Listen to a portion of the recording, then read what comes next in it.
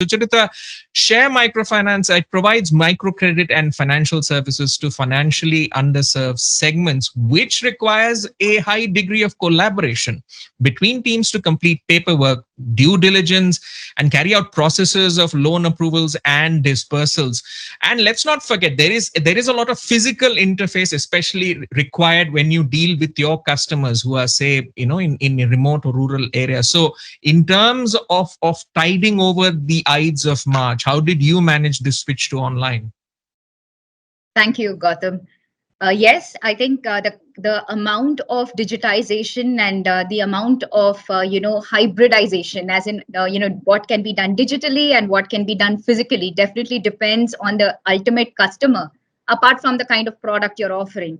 So in our case, we have about 722 branches, largely focused in rural villages, which makes connectivity and everything slightly a bit of a challenge. And apart from that, our clients are 100% women. So many of these clients normally depend on mobile phones which belong to their husbands. They definitely do not have their own mobile phones. So the amount of change that we had to do, of course, was restricted by certain parameters which are beyond our control.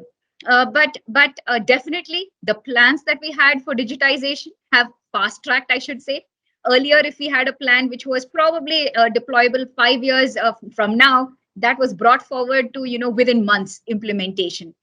So in our case, I think there were clearly three areas where we were looking at. One was head office to field. During a lockdown, from the head office communicating to these 722 locations, keeping them activated, keeping them motivated, and giving them clear communication to their home. This is all financial information.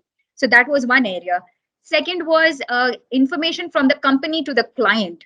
That was a major area as well, because largely this was a pre-pandemic manual. They had their passbooks, everything is in their hand.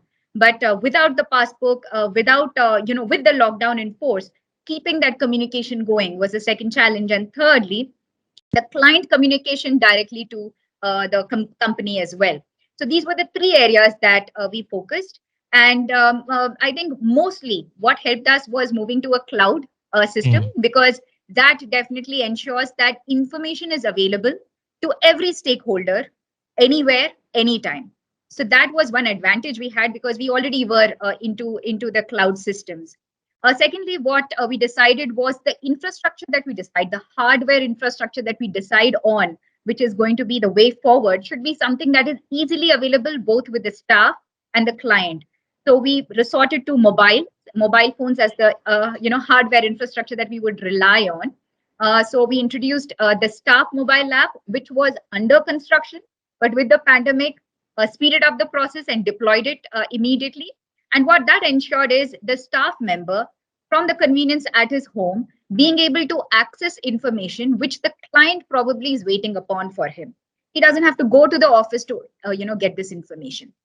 Thirdly, on the client side as well, we introduced the mobile app for the clients, so that they no longer have to rely on a physical passbook or meet the staff member at the office or a center meeting.